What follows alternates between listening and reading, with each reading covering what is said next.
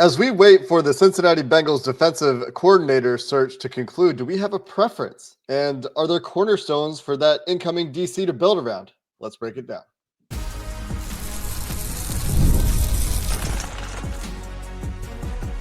You are Locked On Bengals, your daily Cincinnati Bengals podcast. Part of the Locked On Podcast Network, your team every day. What up, Bengals fans, and welcome to another episode of the Locked On Bengals podcast. I'm your host, Jake Liscow. He's your host, James Rapien, and we are Locked On Bengals on YouTube and everywhere you get your podcast. Of course, the everydayers out there that make Locked On Bengals part of their daily routine already know that, and all of you who make us your first listen do as well, and we appreciate each and every one of you so very much. And if you're new to the show, you're new to the Locked On Podcast Network, you can find us every day on those platforms and can hit that subscribe button to make sure you don't miss an episode. Today's episode is brought to you by PrizePicks, where you can get $50 when you play your first $5 at prizepicks.com/LockedOnNFL with promo code LockedOnNFL. James, today we dive back into a mailbag. This is the first time we've done a mailbag in about a month. And we had a torrid conclusion to the season to get through, where the Bengals were pushing and falling short of the playoffs. And now we get back into a mailbag. And we're going to start with, as is appropriate, questions about this defensive coordinator search that continues for the Cincinnati Bengals. And there's two prongs here. One is Chaston Scott asking, which of these three, or you can write in, I'm going to editorialize that myself. You can write in if you don't want one of these three, but which of these three would you pick as Bengals defensive coordinator if it were up to you, listing Patrick Graham, Al Golden, and Matt Eberflus as options? And another question that we sort of skirted around earlier this week from Harold Moskowitz: why is it taking so long for the Bengals to pick at DC? Cleveland replaces offensive coordinator in less than a week. So a couple of defensive coordinator topics here, James, as we wait for the Bengals to get going on this DC search or finish. Yeah, I think Al Golden would be the people's favorite, and I think Matt Eberflus is probably a quick second there. I do wonder, and part of my logic is just trying to talk to people in the league and what they think, who they think is a good coach that would fit what the Bengals are looking for. Right? Why is Lou Anarumo not here anymore? And it's a couple of things. It's obviously he didn't play the young guys, but they need a guy that can develop the young guys, that can help them along, that is willing to put them out there, even though they might be running with their hair on fire a little bit, and getting the most out of young guys that they're certainly going to continue to add in the draft in April.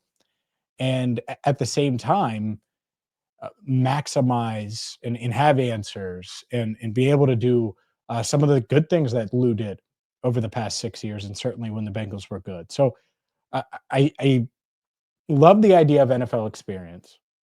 To me, it doesn't have to be defensive coordinator experience. I think that's a plus, but it isn't like a requirement. Like, I'm not hell-bent on that. Like, if you loved Lou, and there's still a lot of people in the fan base that thinks that Lou got a raw deal, fine. He wasn't a defensive coordinator before coming to Cincinnati, and they didn't have a lot of talent early on, and it was rough, and he figured it out, and they figured it out. But with that said, I think of those, I want to start with those three, and obviously we can write in others, and I'll mention some other names.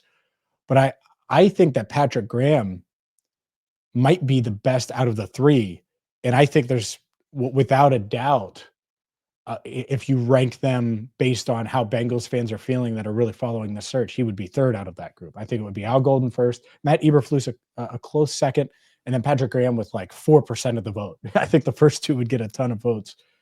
But I have not closed the door on Patrick Graham, just asking around the league. And so I'm higher on him than others. I get the Al Golden possibility. Certainly understand Matt Eberflus as well and what he was able to do as a defensive coordinator in Indianapolis.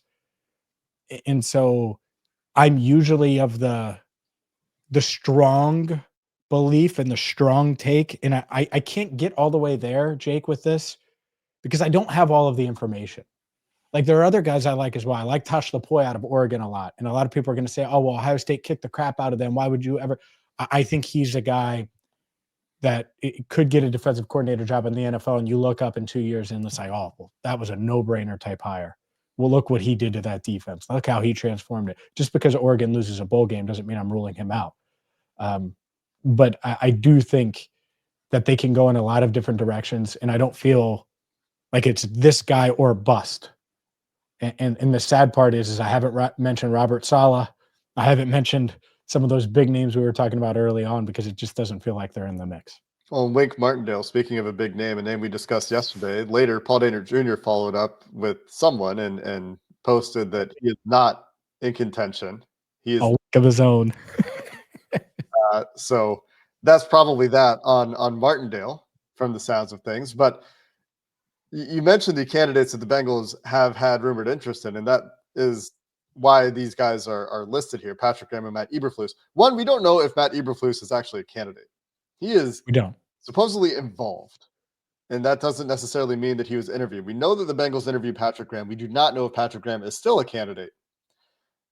There is certainly a possibility that the Bengals are waiting to talk to some guys that are still coaching, and Al Golden is on that list. That's why I think a lot of fans go there, but it also could be one of those Rams coaches that is still involved in the playoff run going on in LA, whether it's Aubrey Pleasant, Steve Klinkscale. It could be that the Bengals were waiting to talk to Jim Leonard. And these are all guys that I would hold in high esteem too. It could be a Philly coach, could be Christian Parker, the defensive backs coach and passing game coordinator for the Eagles. That is a prospective DC hire as well. So there could be any number of candidates that the Bengals are still waiting to talk to as well. If I were looking at those three names as to which I would pick as DC, I kind of am with you that I don't have a strong preference between those three guys. I would say when talking about Eberflus, you said that you think he is a second to Al Golden. Could be true. I haven't done a survey. Maybe first. Well, I was going to say he might even be a little bit lower than you think, because when Eberflus first came up as a topic, a lot of the feedback that I saw on social media when I posted about it was, don't want anything to do with him. Saw what happened in Chicago. But as we've discussed, there's a big difference between being a head coach and a coordinator when you don't have to make, game management decisions. You just have to coordinate a defense. Those are different responsibilities. And Eberflus certainly struggled with the game management bit in Chicago quite a bit. The other part of this that I found interesting to talk about at this point is, why is it taking so long? Because I don't think it's taking so long. You look around the league, and maybe this is because of the Bengals, and Paul Dehner has, to mention him for the second time in a segment here, has been on a circuit lately, and he's been repeating a line that I want to get your take on, James. But no one in the NFL has made a move on a DC yet. There's been a head coach hired in New England, Mike Vrabel. Mm-hmm. Cleveland has made some coaching moves. They promoted an internal coach to be their OC under Kevin Stefanski, who's still running that offense. A bit of a bigger hire when you're in Cincinnati. You're talking about the DC job. But what I find interesting, James, is that Paul is saying that the DC market is waiting for the Bengals. If it's a guy the Bengals have interest in, he believes, and I find this to be compelling, that the Bengals are the most desirable DC job on the market this year. And so where we often wait for dominoes to fall in the free agent market and the coaching market, he thinks the Bengals are that domino on the DC market this year. What do you think of that? I think you can certainly make that case. I do. I think at the same time, I'm not sure that's what's holding things up. I think when you look around and you see Atlanta starting to make moves, and the Colts obviously making moves, and by moves I mean interviews, and Lou Anarumo interviewing for both of those jobs, I think it takes time, and there's a lot of head coaching vacancies. Like, you can't go all in on Robert Saleh right now, because heck, he might be interviewing for another head coaching job. It looks like he was mentioned for another one. Interviewed with Jacksonville, the Raiders, and then I felt like I saw another one this morning. But regardless, like, teams are interested, and so it just sometimes these things take a little bit of time. Cowboys. I don't know. I mean, the Bengals. It's an appealing job. Like, I'm not saying it's not, but I would have my questions for the Bengals, and maybe, and I know we have more questions to get to, but like, let's say I was interviewing, I'm Jim Leonard, and they call me and they want to bring me in for an interview. I would have some questions. So let me tell you what those questions are. See if you agree with that. We'll get into that coming up next. Today's show is brought to you by FanDuel. FanDuel is America's #1 sports book. Why? Well, it's because they're going to have all of the props, all of the odds, all of the parlay options that you want, whether it's same game parlays, whether it's live betting, every single NFL game, college football playoff game. FanDuel makes the playoffs even more exciting. And right now, new customers can bet $5 and get 300. That's new, Jake. Let's go. $300 in bonus bets if you win your first bet. That's $300 to keep the action going all playoff season long. Just visit FanDuel.com to join today and get started with $300 in bonus bets. That's $300 in bonus bets at FanDuel.com. Make this playoff season unforgettable with FanDuel, an official sportsbook partner of the NFL.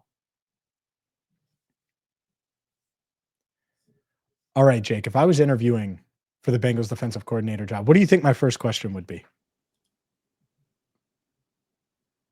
How much are you paying me? I don't know. Where are you going with this?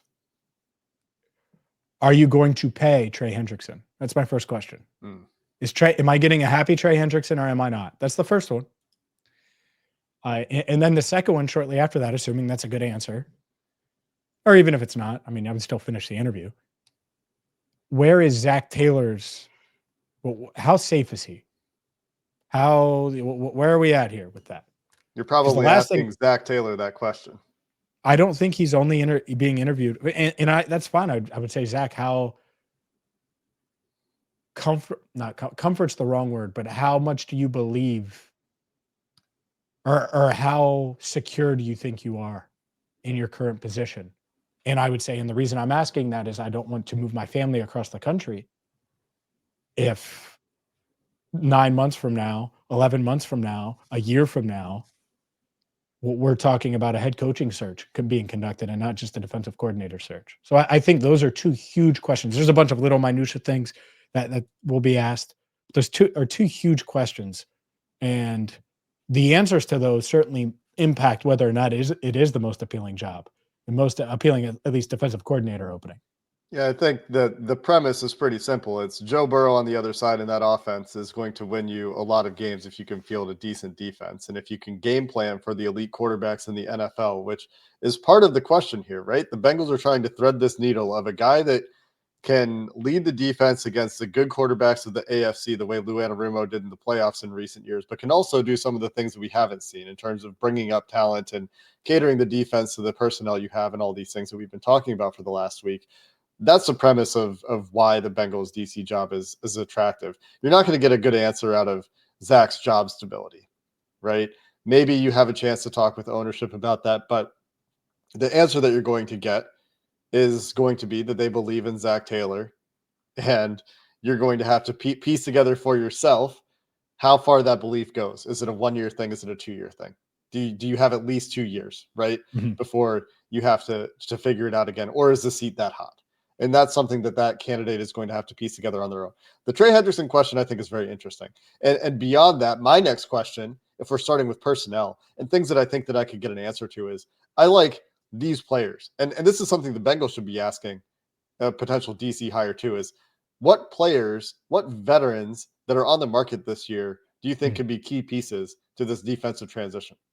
And that could be a safety, that could be a linebacker, that could be on the defensive line, could even be a cornerback, although I do think that there's a chance that they go young at corner, given the draft investment there in recent years and potentially another draft pick. Who knows whether they go that route this year or not? Depends on probably some recovery questions. But those are some of my questions if I were an incoming DC is looking at personnel. Because when you look at this defense, and this does feed into our next question, and I don't know if you heard me, James, the other head coach opportunity for Robert Saleh was Dallas. Dallas, that was it. Yeah. Dallas was, yeah. I tried to interject there at a moment, but I know that it's sometimes difficult to get those in. But that does feed into our other question here, our next question, which is from Andrew Goddard. And the DC that's coming in to coach the Bengals is going to ask this question, so are Bengals fans. It's safe to assume, writes Andrew, that there's going to be a shakeup in personnel on the defense this offseason. Who are the cornerstone pieces that you could build around on that defense? Is that including Trey Hendrickson? Do we think that extension gets done? What are your thoughts there? Well, that's why I'm asking, Because it's one thing to say, all right, come in, revamp this a bit, give us an injection here, get the most out of our young guys.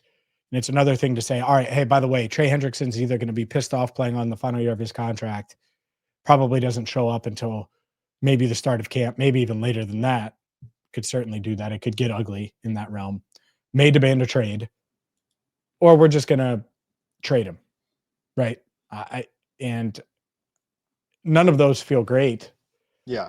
But as far as cornerstones go, it sucks that Dax Hill got hurt, because I think we may be having a different conversation about him had he had a fully healthy third season. Outside of Trey Hendrickson, though, who are you banking on?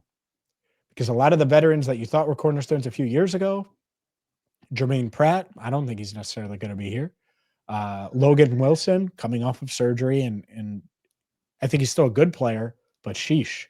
He's going to start. I don't mean that, but man, you need more. And there's really not much else. You can't say it about Miles Murphy. You can't say it about Cam Taylor-Britt. You can't say it about Sam Hubbards of the world, because he's bye-bye, right? So it's tough. It really is tough when you think of cornerstones. Maybe Jordan Battle, but he's not there yet. I don't think I'm building around Jordan Battle. So it's that's what was really frustrating about 2024, and will continue to be. It's not just that you missed the playoffs. You have a bunch of questions and really no answers on defense. It's one of the reasons that you look at this offseason and we look at these players that are potential extension candidates or re-sign candidates. And then the follow-up question is, where else are they spending money, especially if they make the expected cuts? And I just wrote about this. It's up at Bengals SI. I always get you don't even know where it is. I don't know where it is. BengalsTalk.com. BengalsTalk.com. you and names, Jake. URLs, if they're not frequently in my life. But you look at the money they have to spend this year, and it's like, where are they spending it?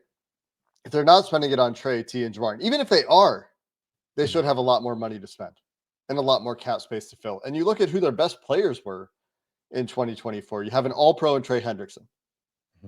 You have an All-Pro. The Bengals haven't had All-Pros. You have an All-Pro in Trey Hendrickson, who led the league in sacks, who was an awesome pass rusher, who continues to be a highly productive and awesome pass rusher. That obviously is a priority. But let's say they get that extension done.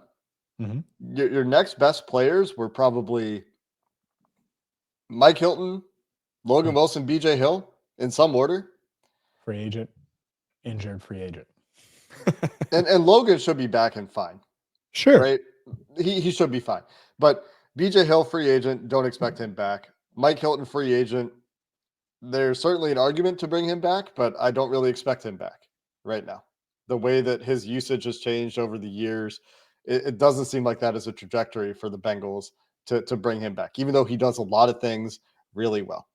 And then is DJ Turner a cornerstone player? Is Dax Hill a cornerstone player? Is Cam Taylor-Britt a cornerstone player? You mentioned Miles Murphy hasn't really gotten there. Jordan Battle, is he a cornerstone player? Are any of these rookies from last year cornerstone players? No, is the answer. Like the best case you can make might be DJ Turner being a guy that you can build around in that secondary, but he's really a CB2, I think. So not to mean any disrespect, I think he's a good player, but as far as build arounds, is Trey Hendrickson and question marks. Maybe you argue Logan Wilson is the second guy, but it's tough to find those pieces on this defense right now. And that's why if you're trying to impress the Bengals, by the way, there might be a defensive coordinator candidate that's listening to Locked On Bengals right now. Like, let me try to get every ounce of fine. You're preparing for your interview.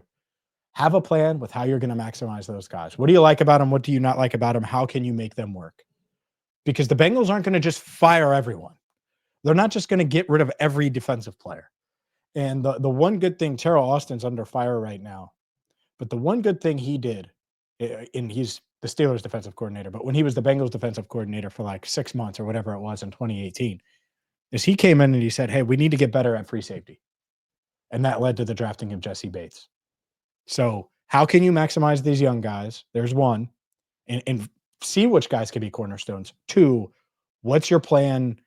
In what area do you really need to address? Obviously, we expect it to be defensive line. How do you get that right guy in the draft that can help you right away? Those are two questions that the defensive coordinator candidates will have to ask, and probably whoever they hire will have to answer and answer well. We'll continue the conversation with the Bengals defense and more of your mailbag questions coming up next. Today's show is brought to you by Rocket Money. Rocket Money is going to help you find any subscriptions you forgot about. Look, it's the new year and it's real easy to forget about what you're paying for subscriptions wise. Maybe it's TV subscriptions, maybe it's financial apps, maybe it's any of these different things, maybe it's a football app. Well, Rocket Money made it easy to track all of these different subscriptions down. It's like having a personal assistant for your finances. Rocket Money is a personal finance app that helps you find and cancel unwanted subscriptions. It monitors your spending, helps lower your bills so you can grow your savings. Rocket Money has over 500 million users and has saved a total of 500 million in canceled subscriptions, saving members up to $740 a year. Cancel your unwanted subscriptions and reach your financial goals faster with Rocket Money. Go to rocketmoney.com/locked on today. That's rocketmoney.com/locked on, rocketmoney.com/locked on.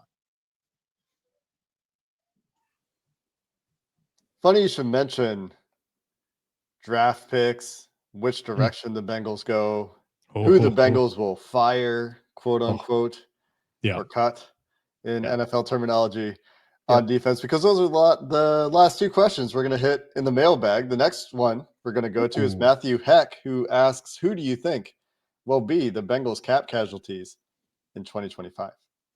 Whew. All right. Well, I hinted at him earlier. I should have waited. Sam Hubbard, could he come back on a 1-year, $2 million deal or something? Maybe, but Sam Hubbard definitely isn't coming back at his current number. I would say Jermaine Pratt, gone. Geno Stone, gone. Zach Moss, gone. Who am I forgetting? I'm forgetting more. Sheldon Rankins is a big Sheldon one. Rankins, obviously gone. Sorry. He's been gone in my head for about 8 months. Kappa. It's like 3 months, and then Alex Kappa. So there you go. Those are your 6 for sure that I would look at and say, yeah. So Kappa, Rankins, those are your big ones. Geno Stone, Jermaine Pratt. I think that those are kind of the mid-level where you could go one way or another, but I think that they'll go that way. Zach Moss with the injury, I don't see why they would bring him back. And then Sam Hubbard, it's just a huge number. And what he's giving you, there's no chance they bring him back at that number. And that not only saves the Bengals a ton of cap space, but it would also save the Bengals a ton of cash. And they could use that cash then to turn around and pay these guys that need extensions. And then they'll still have a bunch of cap space left over to, they're not paying me the way that I'm writing about them. Then they could also use that cap space to fill in the rest of the roster throughout free agency. Where'd you write about him again? Bengals Talk, is that right? Yeah, I don't know. The Sheldon Rankins cut would save the Bengals $10.5 million in cash. It would save them $8.6 million in cap space. The Sam Hubbard cut, prospectively, would save the Bengals $9.5 million in cap space and $9.5 million roughly in cash. Alex Kappa, another $8 million cash.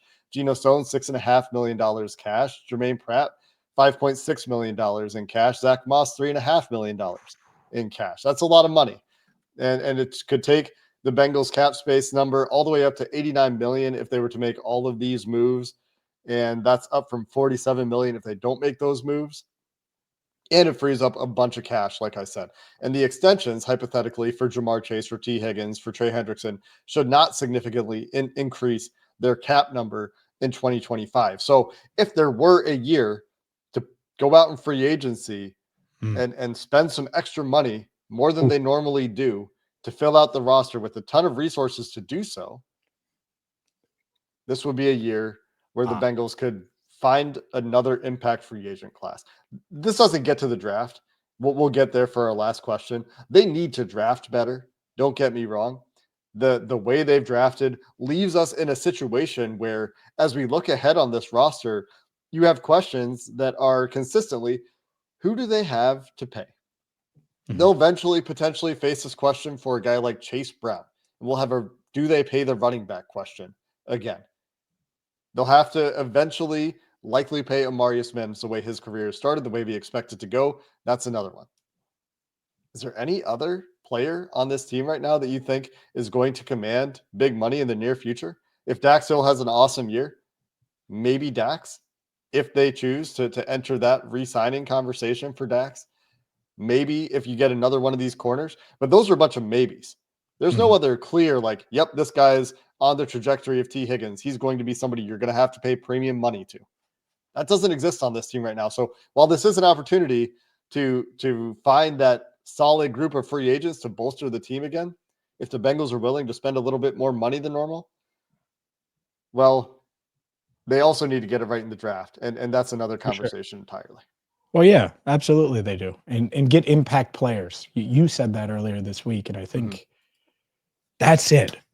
Stop focusing on positions. You're about to ask me about a position thing. I want the impact. I want a guy that matters. I want a guy that matters in September, October, November, December, January, and their goal should be to be playing in February. And it's hard to find those guys, and so you can't limit yourself to positions. But go ahead, ask the position question because I know it's coming. Yeah, our last question from Vienna Jeff 60 Yep. on Twitter. At pick 17, the Bengals' top edge rusher and defensive tackle on their board are available. How do you break the tie? Well, it'll be whoever's higher on their board. There's one. Two, it better be who's highest on their board, and not because they're worried about this position or that position. And that's what I would default to. Now, if it's those two guys, and you're talking about the top defensive tackle and the top defensive end, that's great. That is because it fits need. If it's the best player available, all of those things, like that's what you want. That's the hope, is that everything slides and it falls in your falls in the right direction. This is kind of dependent on Trey. It is as weird as it sounds. As long as you're confident that Trey is on the team, well, then defensive tackle is certainly, I would say, where you go. Having an impact defensive tackle in this league, like the Kalijah Kansis of the world, right? How valuable has he been to Tampa Bay, even though PFF hates him? Like I think that those type of players really make a get. The Byron Murphy, right? We talked a lot about him last year. Maybe that type of guy falls to 17. And if so, why wouldn't you go after him? Because we've seen what those impact defensive tackles can do to Joe Burrow and can do to this offense. And it's a headache. It's a nightmare for these high-end quarterbacks. It's really hard to find the instant impact players at defensive tackle is the one caveat I'll throw Sure. in there. At some point, you have to draft there. The Bengals history would say 100% they're picking the edge player here, by the way. They are not interested in using their first-round pick on defensive tackle since what year was it, James? 1994 on defensive tackle. Yeah. And outside of Miles Murphy, they hadn't used one on an edge since That's true. Justin Smith, but Justin Smith obviously kicked inside, and they should have probably put him inside much more. So that, but the point is they don't really draft defensive linemen in the first round period. And Miles Murphy, to this point, isn't going to be a guy that says, "Oh, we need to do this more." I would say. Yeah, the Nolan Smith performance that we have seen recently and we'll continue to watch in the playoffs will continue to be a specter there. But Miles Murphy still has a chance to develop. He is what, like No 2 doubt. years younger than Nolan Smith? He's 23 right now, I believe, or 22. Maybe he's only a year younger. He's going into his age 23 season. Yeah. Got it. So the other factor here, obviously, is this is going to be a bit contingent on free agency. Not only Trey Hendrickson, but do the Bengals choose to make a move to bring in an impact edge rusher to pair with Trey, or an impact interior defensive lineman to anchor that unit? Is it a Milton Williams splash in free agency, for example? Speaking of Eagles, a 26-year-old who's going to be going into his second contract, who's been a solid player for the Eagles throughout his tenure and was a player that we liked going back to the draft 4 years ago. Is it a splash on Osa from Dallas, interior defensive lineman, whose name I still haven't learned how to pronounce the last name, and I apologize, and I will learn it if the Bengals certainly get to that point, probably learn it before them. But there are a couple of guys out there at the interior position on this free agent class that look like they could anchor you on the defensive interior, along with looking for growth from Chris Jenkins and McKinley Jackson and potentially depth pieces next year. But then you're really just replacing BJ Hill And so it probably takes more than that. But I think the answer to this question does depend a little bit on what they do in free agency and how they spend this money. Yeah, I want them to be in a position where if they don't get a defensive lineman in Absolutely. in the first round for sure, but in the first 3 rounds, I don't want to reach. I don't want to be talking about, and I know McKinley Jackson ended the season well. Do we have any doubt that he would have been there round 4, round 5? I don't want to be talking about, oh, well, they really felt like they had to get a receiver, and so then they went with, like, be in a position where you don't have to reach. We're a broken Or record on that one. We've been saying this for Mhm. years. Yep, and Get to the so draft without having things that you need immediate starters or contributors for. yeah, And then I find the know. impact players wherever they fit in. Simple on paper, right? It's simple. It might be hard to actually execute, Yeah. but it's a very simple concept, no doubt. Simple idea. That's going to do it for this episode of the Locked On Bengals podcast. Appreciate everybody for sending questions in. Until next time, thanks for listening. Hoo day, and have a good one.